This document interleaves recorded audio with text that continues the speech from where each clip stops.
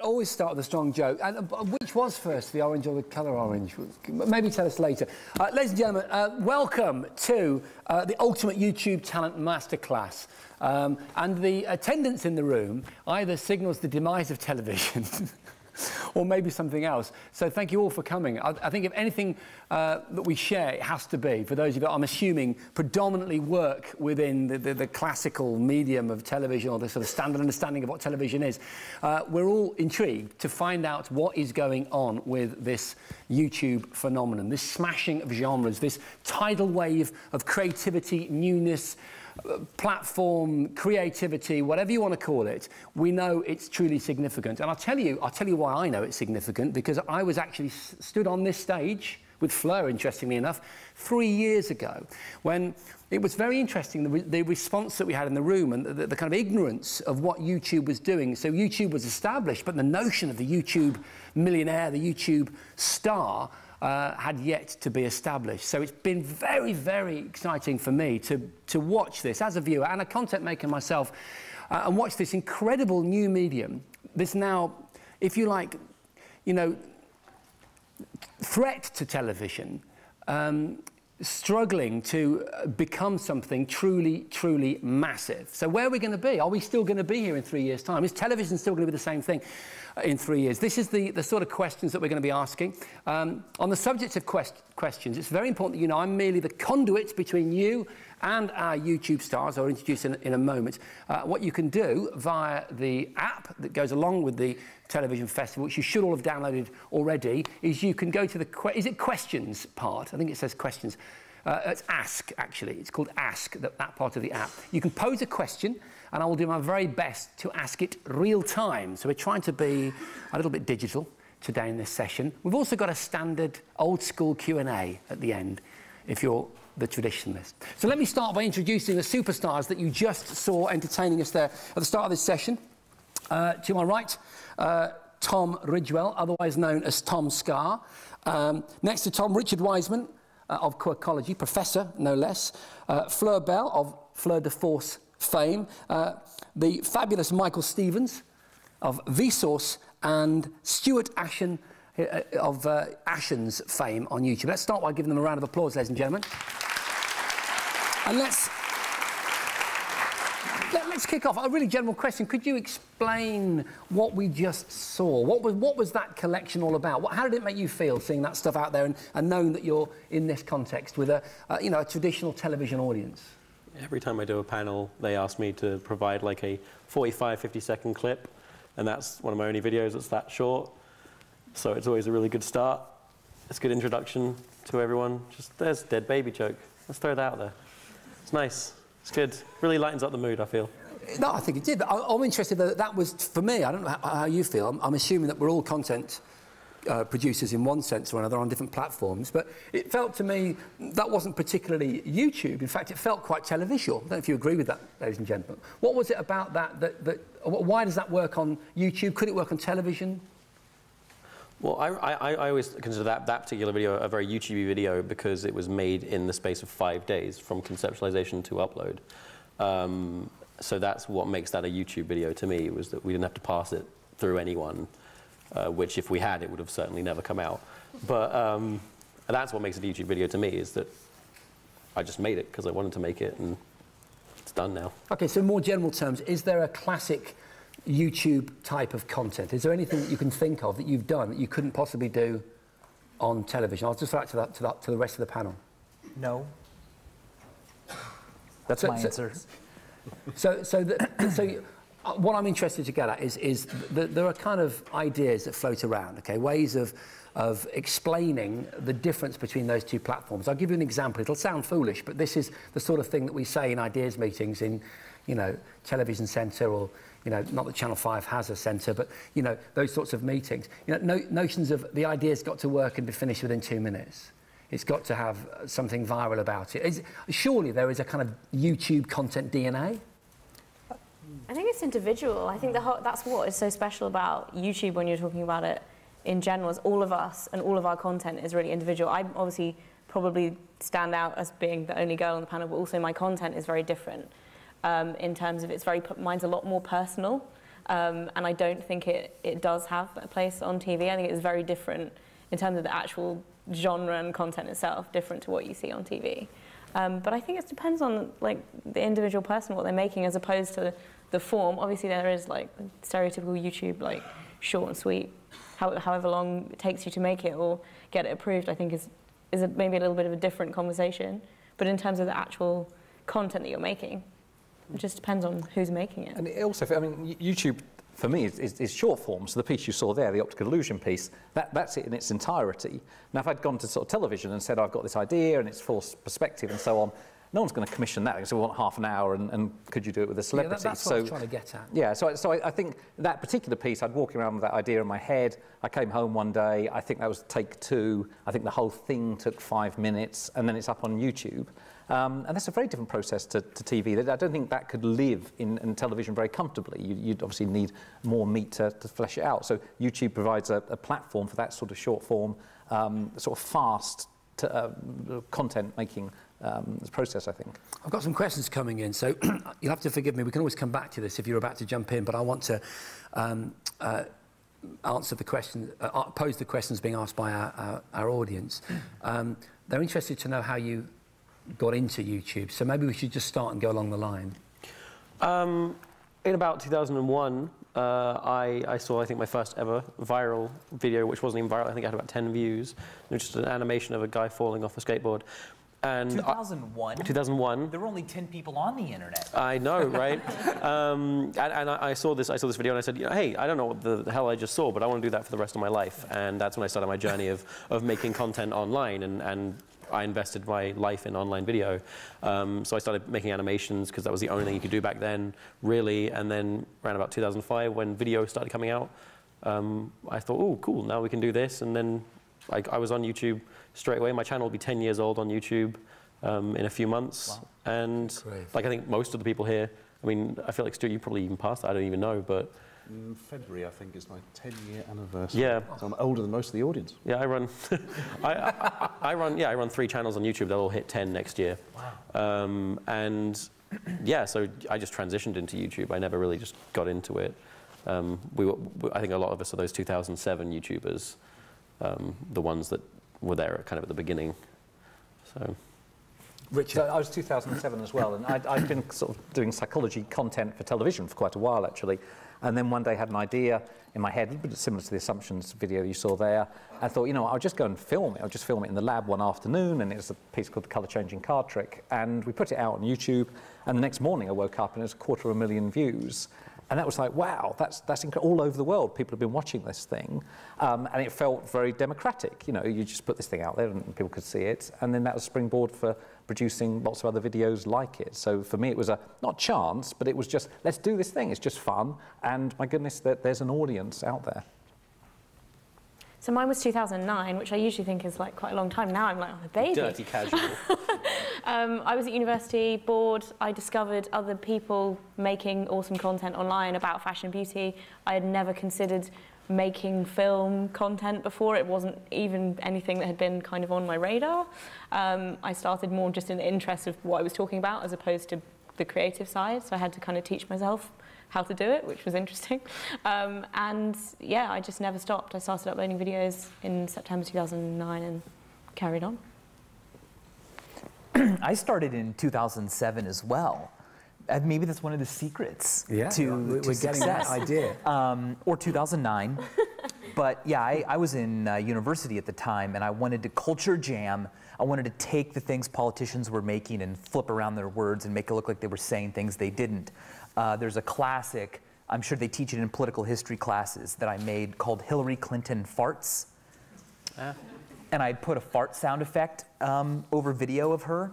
And that was another one of those. I woke up the next day and it had all these views all over different websites. And I said, oh my gosh, I can't believe this. That was so, my connection to all these people was so direct. And I made more and more of those. And then 5 years ago, I started Vsauce. And that's a little different. It's a science and education network. It's a little different. A little different. Yeah, I started in 2005 before YouTube was kind of a thing. The first video I did, you had to actually download the WMV file over your dial-up. So Those weren't the days. Yeah, the first one I did, it was just, it was for a forum, one of these very small sort of viewerships. I thought, I don't know, maybe 15 people would see it of me just showing off a bad product and taking the mickey out of it. It got forwarded to Beta, the big sort of online creative newsletter, goes out on a Friday, and like 70,000 people downloaded it. Oh my God, and I hadn't said I'd made it, I hadn't put my website address, hadn't done anything. Everyone was pretending they'd made it, I hated everything. So I then made a second video to prove I'd made the first. Again, you had to download it from, I don't know, yousendthisfile.net or whatever back in the day. That proved bigger. I then did a third one thinking people would be sick of it. That proved bigger still. And then the online video revolution began to begin. So I put everything on Google Video because I always back the winner. And 8 seconds later, YouTube ate that. So yeah, we went onto YouTube February 2006, and I'm still there because nobody's kicked me off yet. So we've got your biogs. We're sensing a theme that if you get into these things nice and early, that you've certainly got more chance of success. But that's not it, is it? What is it about your channels that has made them successful, while other people who possibly got in on the act at the same time as you haven't had the same sort of success? I think all of us have adapted. I think that you'll find a lot of like fellow 2007, 2006 YouTubers will be appearing in like Wired articles, making snarky comments about how YouTube is really crass now and commercial and stuff, when these same people were also doing celebrity parodies back in the day. But the difference is we adapt a lot, and you read the analytics, you learn who's watching your videos, you change the way you deliver things. You know, I used to put, say, 10-second credit sequence at the end of my videos. Now that's now gone. It is now just, I go straight into an end card with a call to action saying, watch my other videos, please, dear God, don't leave. And you know, we make ourselves faster with YouTube. I have a bit of a rule, which is whatever the video is, I'm going to establish that within 15 seconds. So if it's a comedy video, there's going to be a joke in 15 seconds. If it's music, there's going to be music in 15 seconds. Because, you know, you have an incredibly active audience. They may have one hand resting on their chin, but the other one is firmly gripping a mouse, ready to click away at any minute. So you really want to get in there. And I think that's a big part of it. It's just adapting and learning what works and trying different things. Anything you can add to that, guys? Well, I asked Baspup, who's another YouTube creator, what he thought the sort of secrets was, and he said, you know, you do what you know, do what you love. He thinks that you can smell authenticity on YouTube. And I think that's the underlying principle, is people look at it and think, this is somebody who's passionate about whatever it is, with comedy or whatever the topic is, and you can sense that, and I think that really carries, because it's far more of a personal relationship, I think, than sort of traditional television. We've actually got a video, which you might recognise, Tom, called How to YouTube. When it comes to the stuff that's actually in your videos, there's a few things you may want to take into consideration to stand out and avoid drowning in the endless sea of people who are just way, way cooler than you. Rewatchability, the thing that makes people want to come back for more and watch your videos over and over again. Keeping the pace snappy and cutting the unnecessary fat, such as credit or title sequences, helps a lot. Quotability, silly voices and catchphrases are an upsettingly effective way of getting yourself stuck in people's heads. Also, and I hate that I'm saying this, but being relatable and making content relevant to people's everyday lives will keep you popping up in their mind throughout the day. Shareability, memorable thumbnails, titles, and tags will make your videos easier to find, but I will get onto that in a moment. Finally, and most importantly, originality is key. Offering people something new and exciting will always help. If you've watched enough stuff, like I told you to, then you'll already have your own style, and being original won't be too hard. What is originality though? Well, in my opinion, it's just taking inspiration from so many different things that you can no longer identify one single source. Yeah, I try to just get out of the way as quickly as possible. I'm sick of hearing myself talk. So. And I was trying to spot the 15-second in point there. Well, that wasn't the beginning of the video. Right. Okay. Right, so rewatchability, I've made some notes. Quotability, shareability, originality. You could, I mean, this is also, well, I was going to say all these, you know, words that could describe a successful TV show, but, so rewatchability, yes, quotability, yes. You know, down the pub. We often use that on the Gadget Show, quite seriously. Is someone going to go down the pub after they've watched this episode of the show and quote stuff that we've talked about? Shareability, though, you know, shareability, because television is a less direct medium, it's less directly digital, I would say it falls foul in that category, possibly. And originality is often the defining point of a successful television show. It's often something that you criticise television for.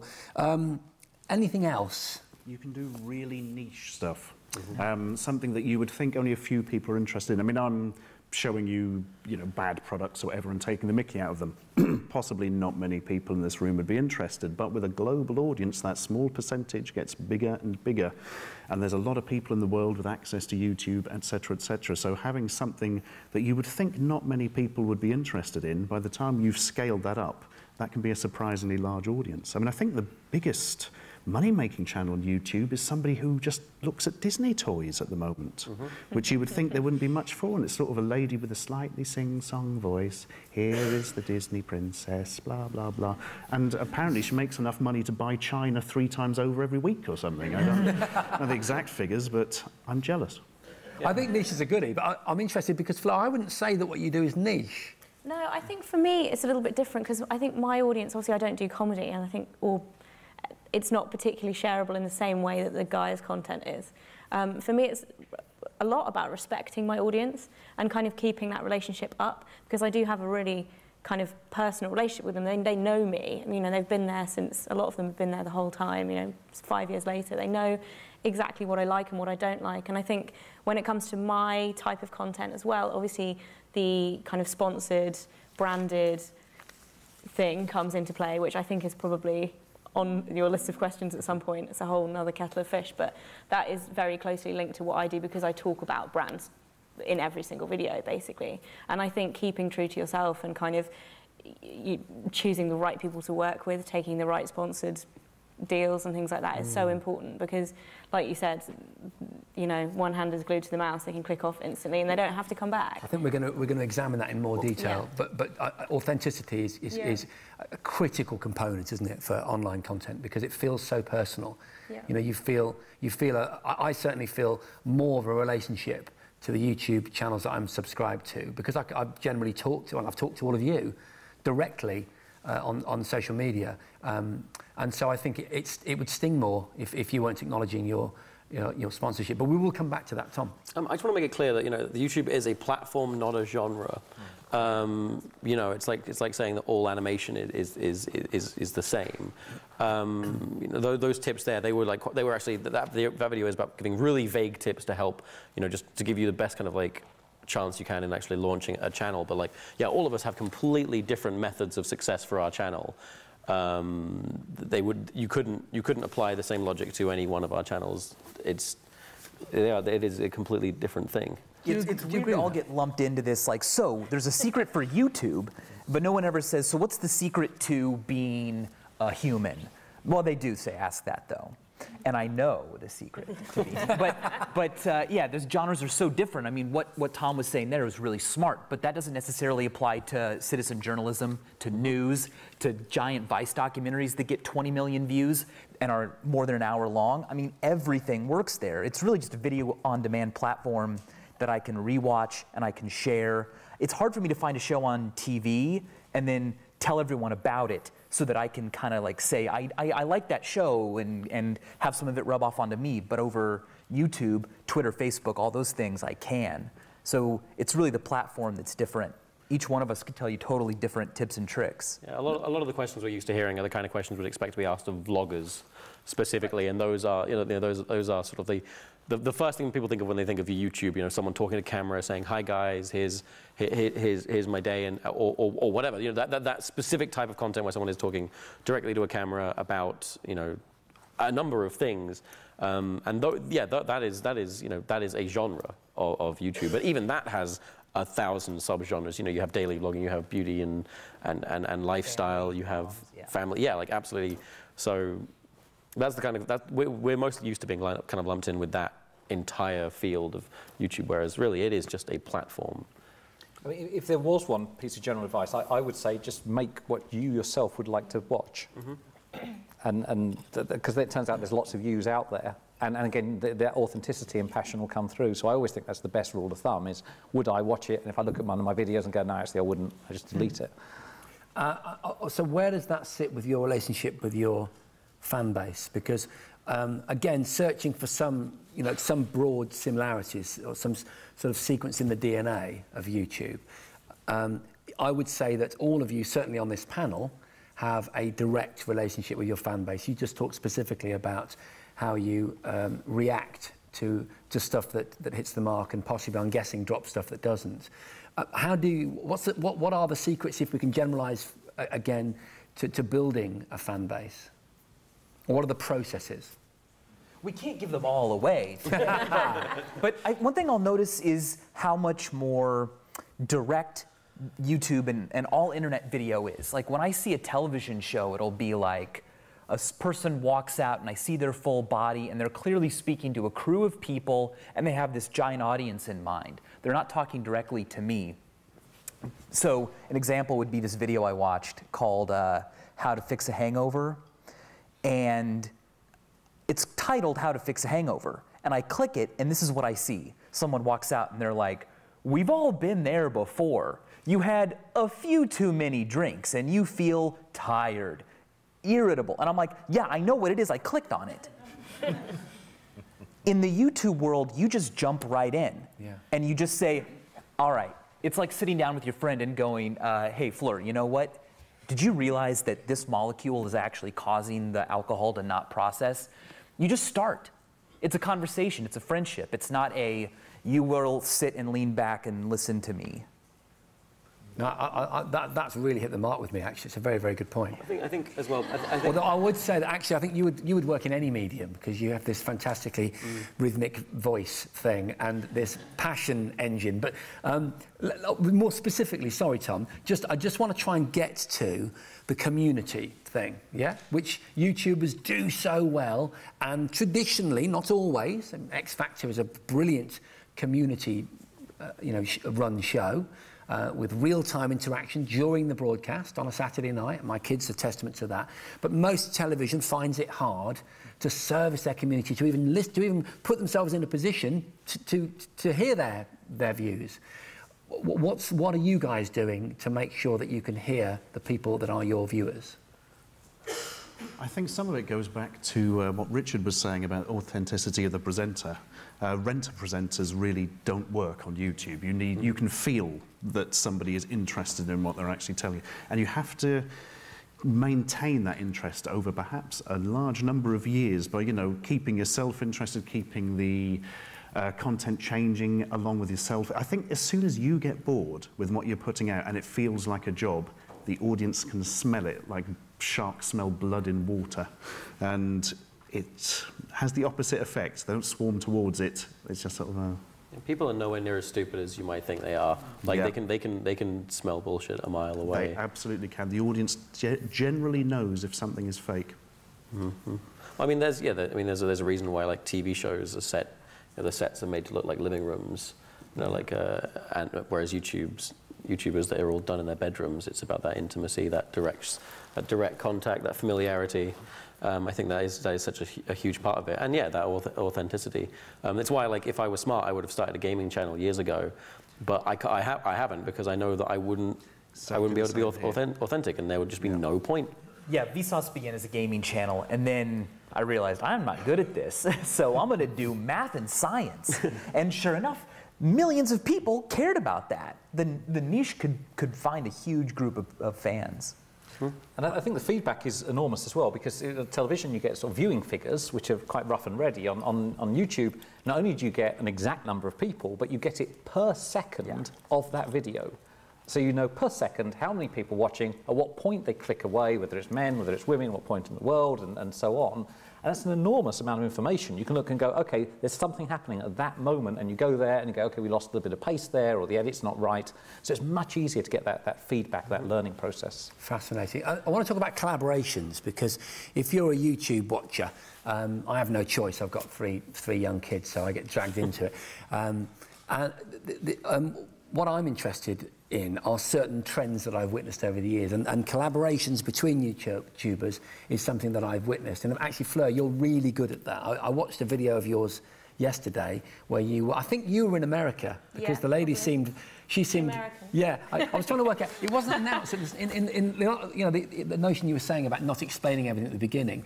You didn't actually say where you were, but she seemed to be on her home patch. I think it was her bed you were sat on the end of, or her front room. It was a hotel, actually. And so my guess is, again, because I don't, obviously, I'm not your demographic, I don't follow makeup. Maybe I should follow makeup. videos.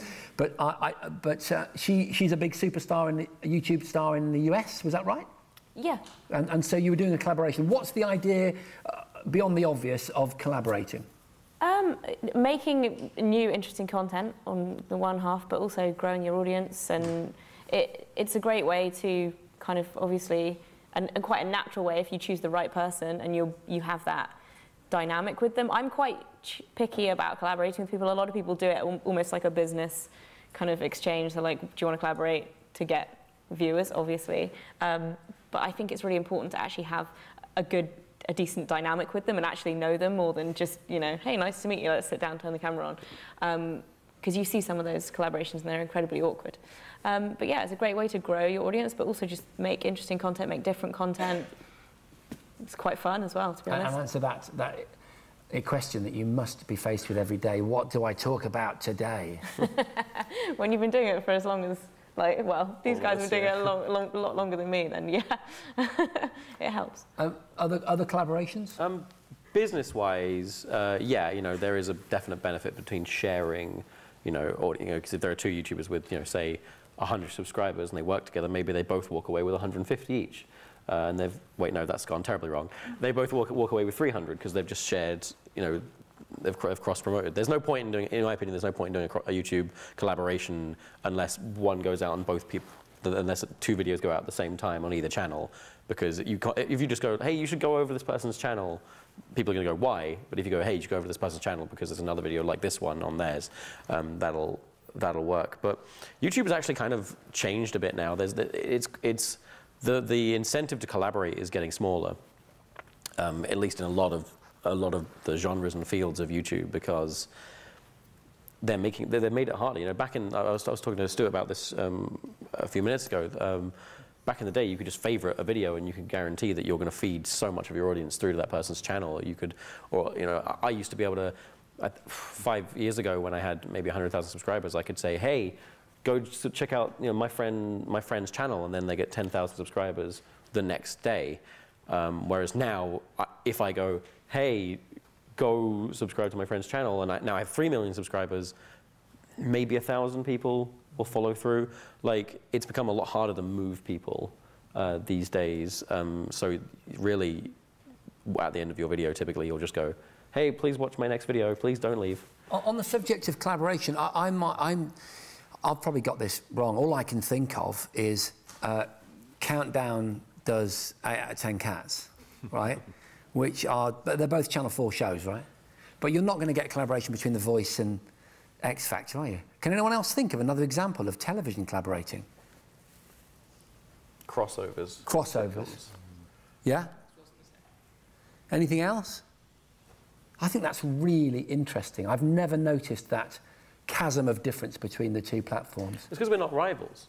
We're not actually rivals. Like, if someone watches me, they're actually more likely to then go watch Minute Physics or SciShow Space. It's not like they have to pick and tune into one or the other. And also, I am this like soup to nuts guy. And so if Tom wants me to do a voice on his channel, I decide what to do. I'm not part of this huge bureaucratic machine that says, well, actually, if you talk about science, then we own that. If you talk about carrots, which I did, are you talking about true science about carrots or fake? And I'm like, well, it's fake. It's a joke. You know what I mean? Yeah. Like, we control it, and we've decided to collaborate because it's not competitive. Mm-hmm. Yeah, we just do it because it's fun a lot of the time. I think there are different circles of YouTube where collaboration is effective, though. Like, say, in some of the more vlogger circles, it's because the audiences are fascinated in the people more so than the content itself. So if you're going to add another person into a family of vloggers, then they're going to go crazy for that, because then it's like, oh man, more things to watch, more people to consume, because there is this big difference between watching the videos and watching the people in the videos. So different circles of YouTube, there's a massive amounts to be gained from collaborating, because they're interested in the people. Do you know what? Sorry, no, Flo. That's not even essentially collaborating, because a lot of the time it's just you're hanging out with your friends who happen to be YouTubers, and they're like, oh, hey, who is that? And you know, you might have a link underneath, or you might say their name or whatever, so they'll go and they'll find them, and it's a very natural way. Sure. I guess I was more referring to like actual vlogging collaborations, like we're here together and I'm here with this friend and we're going to do a challenge, as opposed to like daily vloggers. Yeah. You know, I can feel myself becoming obsessed with this idea. This is a really exciting idea because it occurs to me, I get tweets all the time from generally, people that tweet me are generally youngsters because I think I never grew up, and they see in me that it's okay to be 46 and still a child. And they often say, you should do this. You should do a gadget challenge with this guy, and it'll be someone from a completely different channel and a completely different show. And so I wonder if it's only television and the kind of legal issues and intellectual property dimension of television that prevents television from doing it. I've got to move on, even though I'm going to be Googling all this later on. We've talked about ways in which you can promote your content briefly. We can always come back to it in the Q&A, or you can throw us a question.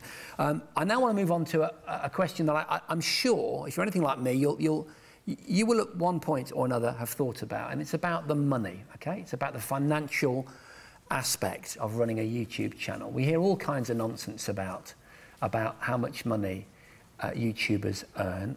Or is it not nonsense? Are you all millionaires? Maybe we'll get to that question in a minute. First of all, I want to queue up another quick VT. Crave have set me a challenge. There was a man at my door with a bouncy castle. I do dabble in adventure. They've sent an actual pinata. Get yourself a bowl of Crave without leaving your bed. Let's go! Hungry! Onwards! Huzzah! The real challenge is going to be cleaning that up. Can anyone on the panel explain to our audience what we just saw? They wouldn't let me do it. Who wouldn't let you do it? Crave. I wanted to do a gun that fired Crave. They wouldn't let me do it. It's a great idea. I know. Let's put it in context quickly, because many people won't know what that just was. Yeah, they wouldn't ask me because I'm not cool enough for looking at that kind of stuff. I'm too old and look like Simon Pegg after a bad car accident. But what happened here is Crave, the company that feeds children chocolate for breakfast, essentially got hold of some YouTubers and said, right, you know, we want to get our product out there, we want to get it to the target market. All you YouTubers appeal to this target market. What we're going to do is get each of you to make a video, but in your own style. So we're not going to say from on high, you must make a video where you say Crave is great and do a dance, because this might not work if, you know, PJ, for instance, shown there makes interesting films and things, so he made a nice animation and film about it. And they all worked with Crave to make a sponsored video. They make some money themselves. The video goes up and it's still interesting. It's still things the audience want to see. It just involves Crave and, you know, says what it is at the end. Ethically speaking, it's obviously questionable because, you know, it is companies working essentially around the law of they can't advertise to children on kids' TV, so they've found the new kids' TV to advertise on. But as an advertising campaign, it was incredible. Yeah, like I think it's one of the most effective campaigns. I would say so. Yeah, ever in the history of things. When did it happen? A couple of years ago. Yeah. I actually think from a creative point of view, in terms of being, you know, you're the creative agency in Soho and you've got to come up with a way of getting your product out there. It's a really clever idea because it has its own kind of integrity. But integrity is the thing, isn't it, with sponsorship? I've had loads of questions on the app, although the app looks like it's malfunctioning now, but they've been flowing up for the last 20 minutes. I think it very much, sorry, it does go by the YouTuber in that sense, because like on my channel I review things, so I can't feature a product because it looked like I was paid off, even if I said it was rubbish. You know, it's just not something that could ever happen with me. But when it is a creative channel and you're making, you know, short films and stuff, there's no reason why it shouldn't be sponsored by somebody. Oh, yeah, I see that, but the problem is, so forgive me, you do Tech Dump, don't you? That was a BBC thing many moons ago. All right, it does exist. but you do effectively reviews of consumer items, although albeit consumer items circa 1985. But if you were to do would you do an emulator or like something you can buy now that you can play retro games on? Oh yes, absolutely. I have literally done that. So recently, how would you handle the fact that a PR who's got their head screwed on should be letting you know about all the latest emulators that they're making, send you one for free, give you all the information and the specs? How would you acknowledge that relationship? I don't, because I don't accept it. I buy them all myself, and therefore totally bypass that. Because they're never that expensive, and do I, you know, if it's a case between spending 30 quid on something or not, No, I'll just buy it. Okay, Fleur, you're obviously this is specifically of interest to you because you're reviewing high street products. Yeah, I think there's an important difference though between the PR side of things and then the actual paid kind of advertising element. Okay. In terms of actually working with brands for me, it is something that I do, but I'm very, very careful about who I choose to work with. Usually the decision is made within about 5 seconds on whether or not I like that product anyway, because doing what I do, I try most products on the market. I'm kind of like a beauty guinea pig, as it were. So I think do you? You're not a guinea pig. That's what I think. Yeah. Well, They have actual guinea pigs for that. yeah, well, that's a whole nother debate. Yeah, so I think it's, you know, it's obviously really important to bear in mind that the audience are, like you said before, they're not stupid. In fact, they are super savvy. They know, even before the ASA kind of guidelines came in, they know what's sponsored, they know what's not. I've always disclosed that to my audience anyway, but actually having a more transparent kind of set of guidelines for it has made it's actually been a really positive change for me. So the audience have responded to it really well, which I was worried, you know, everyone was worried about it when it first came out. So just to be clear, in case you missed it, the Advertising Standards Authority, the ASA, have recently made a more concrete set of guidelines, not specific regulations unless I've got that wrong, but guidelines for YouTubers about product placement. So it's the sort of thing that as a television presenter, I've always had to be very careful about. It's now been written down. Yeah. I don't think it's... Are we talking about regulation? I don't know what the difference between guidelines and regulation is, but should it be regulated? Or should you be allowed to do whatever you want? No, I think it should definitely be regulated because I think it's important, even though the audience know that a lot of the time, I think it's important that there is a kind of best practice there, because when something develops from nothing, as YouTube has in a very short amount of time, essentially, I think, you know, you do get people who take advantage of that, and or are maybe just better at acting than I am. But in terms of the response to that from my audience, it's been incredibly positive. They appreciate being told straight up. And to be honest as well, the way that I feature items is never in the way, like, for example, using the Crave kind of thing that you just showed.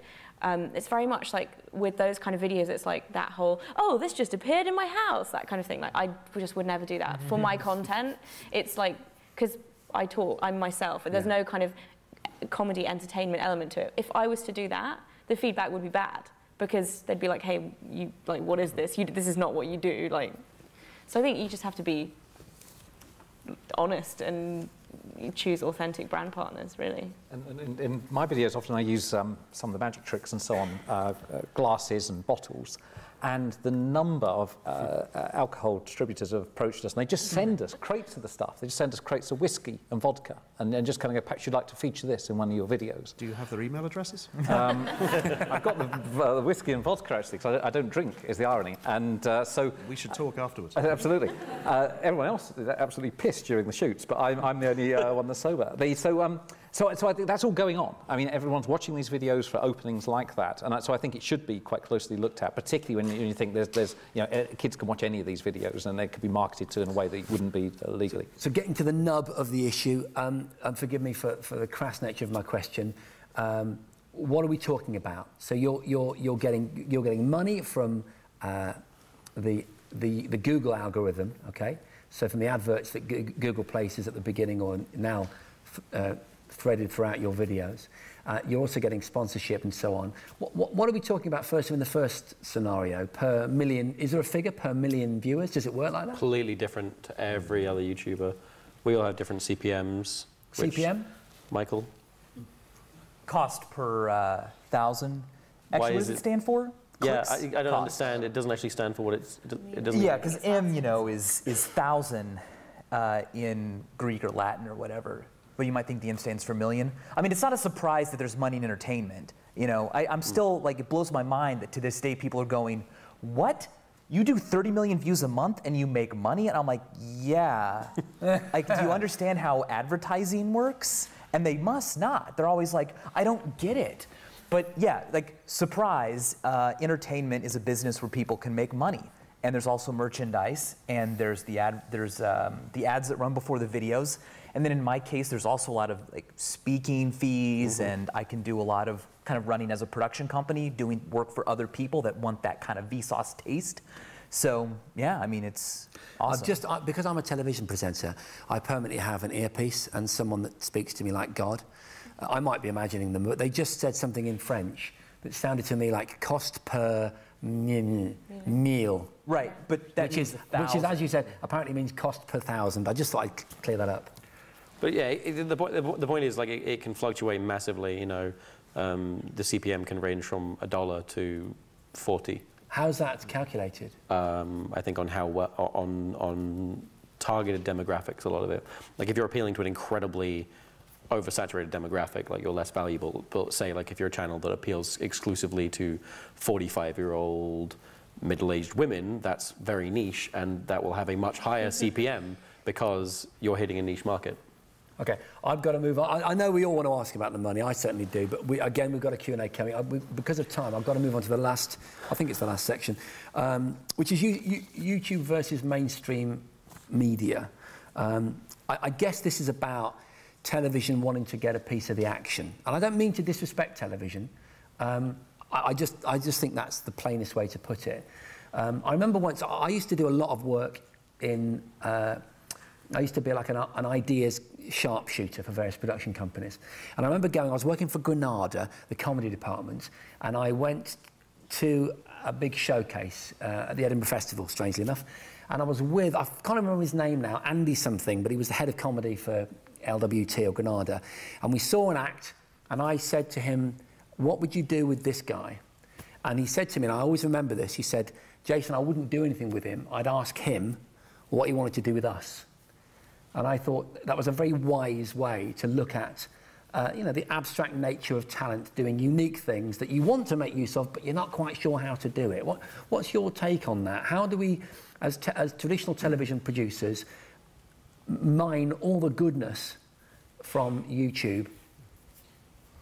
Well, we have the audience and you have the money. So, hit me up. No, I don't think. Yeah, I think there's a lot of like speculation that YouTube or like, you know, online video and traditional TV are fighting, but I think they are kind of in a way symbiotic. Like they're gonna. I think that in 10 years it'll all shake out and they'll be one and the same. Yeah. I think that. Yeah, I think we're just like two little fetuses in the womb. We're going to eat each other. One of them's going to eat the other, and it's going to be great. That's a metaphor that I'll just forget I ever said. Yeah, I think that YouTube is just a part of. It's an evolution. We're just evolving to a new thing. You're saying categorically that that YouTube or that platform and all the other sort of YouTuber-like delivery mechanisms are going to merge with mainstream television. I think they have to. I think they already have. I don't think my cousins go, oh, well, actually, this is a property owned by this conglomerate and it's only available through cable on demand service. No, they just love the things that they love, and they'll watch it through whatever device they can.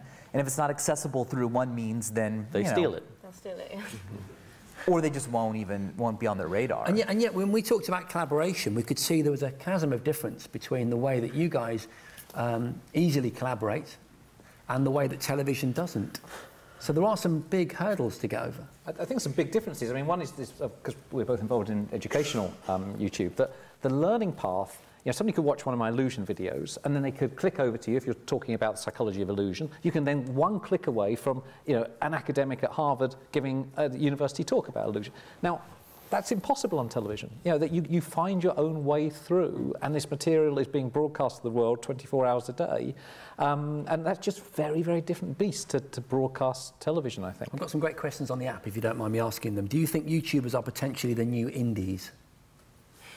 YouTube's been called the new punk, which is interesting, you know, which is fine. The head commissioner, Aardman, I think, or I can't actually remember his exact job, Aardman Animation, wrote a piece about me, said that, like, I hate this guy, so he's great. That was literally basically the tone of the message was, you know, he said, back in the day, everyone thought the Sex Pistols, all the traditional media people thought the Sex Pistols were shit and that, and now I'm seeing this guy and I think he's shit, which must mean he's great, which was the weirdest backhanded compliment I've ever received. But I get it though, it works. yeah. By indies, obviously, I'm referring to independent production companies, which, you know, which shouldn't even feel new, but it's to do with the kind of way television's being decentralised, especially the BBC. But it's also, traditional television costs a lot of money to make, takes a long time, where we're all making content that's really fast, and if it doesn't work, we press the delete key, and that's it, we just move on to the next thing. And so it's enormously experimental, and so it allows you to try out different things in a very sort of cost-effective way. It's spread betting, essentially. And I think that's very hard to replicate for, quotes, broadcast television, because it's such an expensive process. It's also very non-linear, and the way that I consume YouTube, and I really am an advocate of YouTube. It's how I relax at night when I'm doing my jobs, cleaning up after the kids and whatever. I just pop my iPad on the, you know, above the sink, and you know, and then I let YouTube guide me for half an hour, and that algorithm is very. It's very clever. It's very much on the ball. I mean, take something like Vice, for example. So I'll start with an investigation on Vice about, I don't know, a suitcase nuke, and then I'll end up with a documentary, possibly not even from the Vice channel, but it'll be about someone's motorbike ride through Chernobyl or something like that. Well, and that's, television doesn't have something similar to that, to my knowledge, or maybe it's being developed. Maybe, I mean, iPlayer is a bit more like that, isn't it? Well, it's how YouTube killed sketch comedy, I think. Because why would you sit down and watch a 20 to 30-minute sketch show when you could just go on YouTube and just watch the 3 best sketches from that episode, or the 20 best ones from the entire show? And I don't agree with it, because I love sketch shows, but it definitely has. You know, I'm in talks with people, you know, at the BBC Comedy and that, and they're just like, yeah, you fucking wrecked us.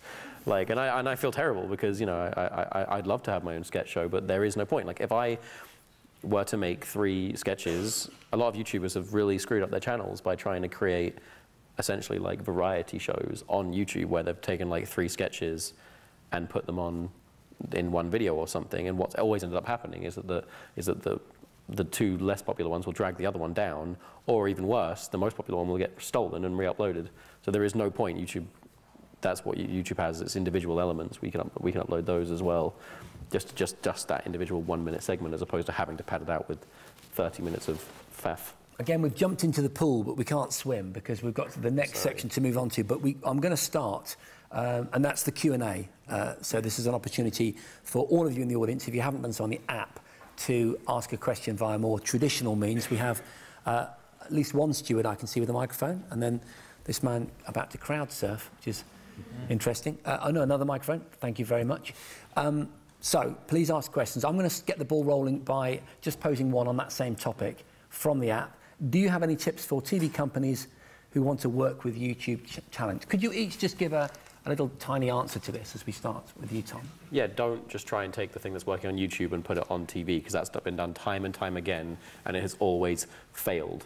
Just like the things that work on YouTube don't necessarily work on TV, because typically the pacing is far too intense, and people get a headache and they leave and they can't survive that for half an hour. Yeah. I would say exactly that. Yeah, I think it's a very difficult. Yeah, I think my question is, when people email me, you know, what are they bringing to the party?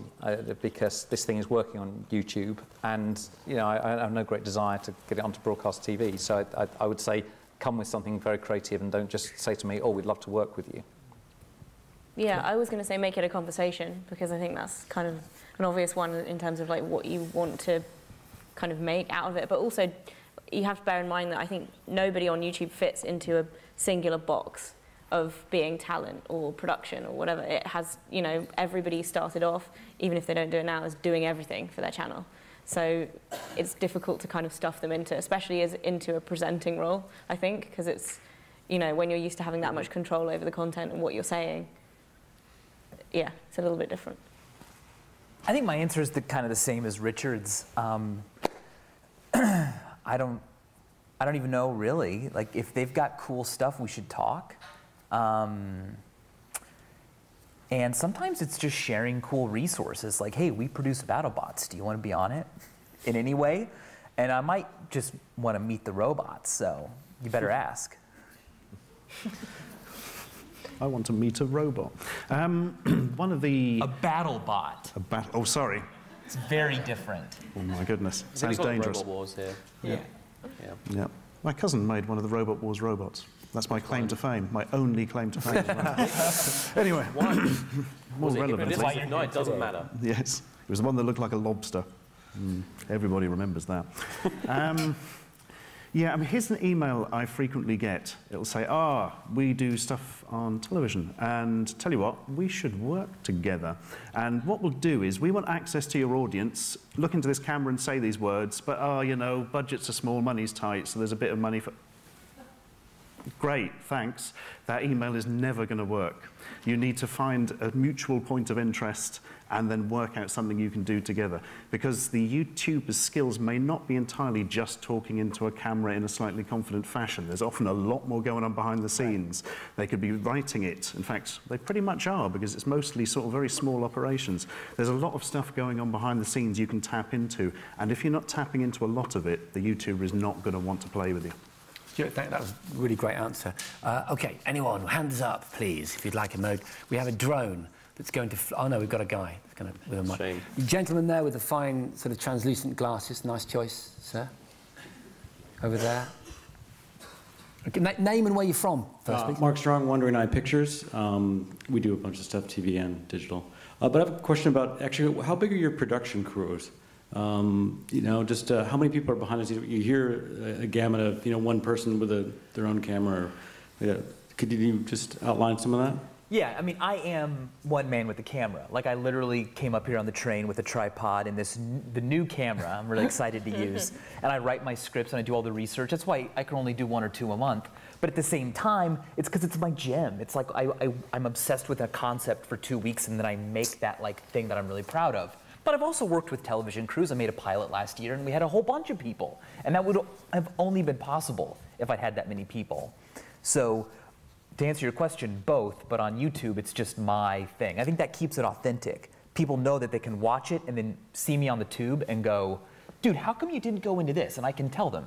I'm not just a for-hire presenter. I'm really, like, sharing my life. My production crew is about 10, but only 1 or 2 occasionally are in-house.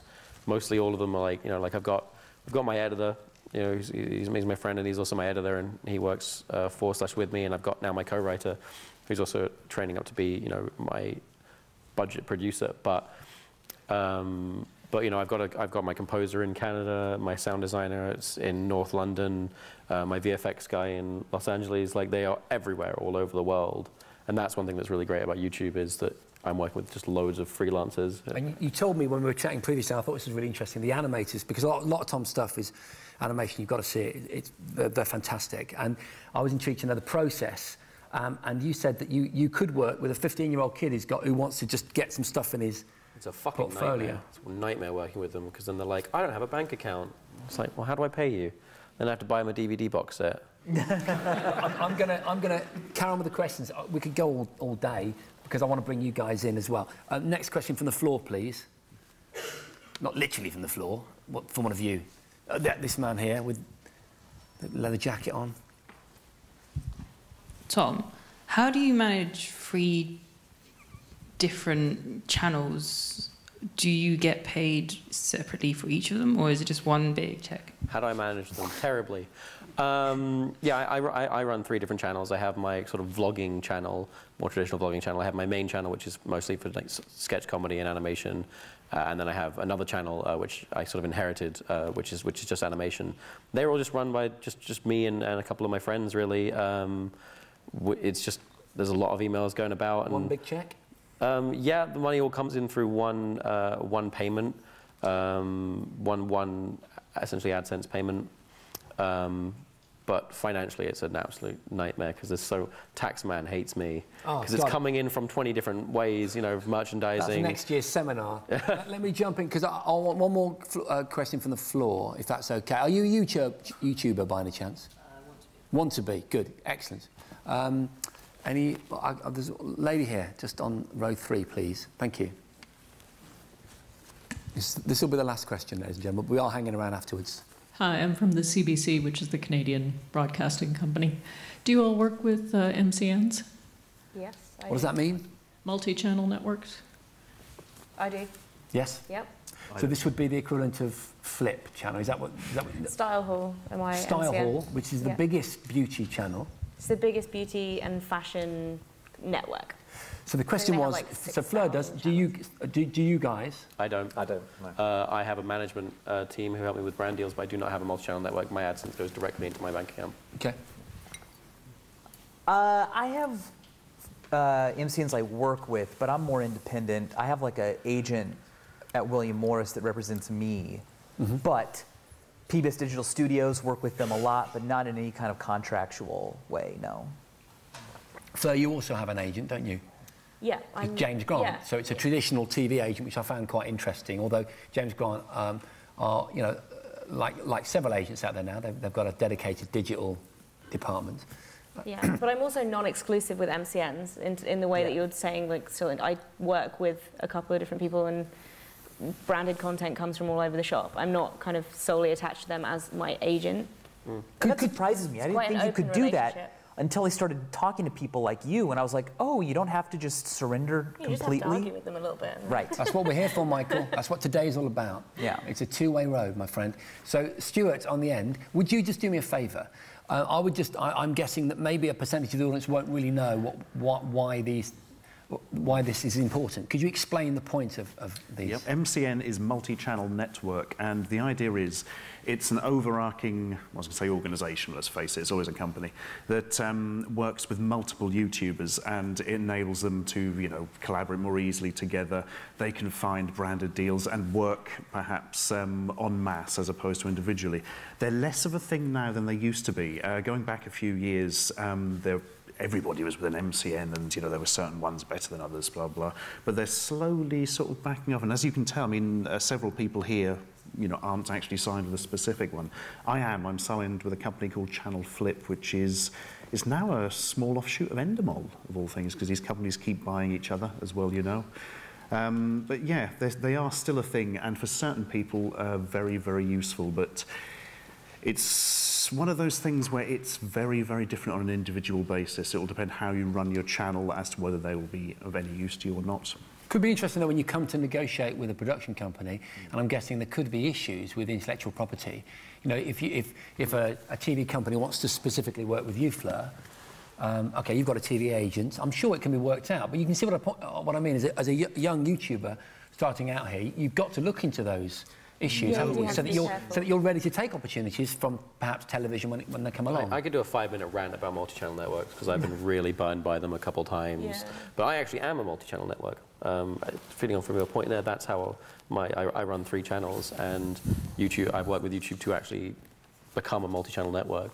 And all 3 channels run into the same account, which is essentially the business model of a multi-channel network, where basically all of the YouTubers they've signed with, the money goes into one pot, they hold on to it for a week, make some interest, and then divide it out among the YouTubers and then take their own cut. But you know what, we're going to have to leave it there. I hope that we've covered most of the obvious questions. I'm sure the guys and Fleur are hanging out after this for a short while. I don't know, I might just have made you stay when you really wanted to go.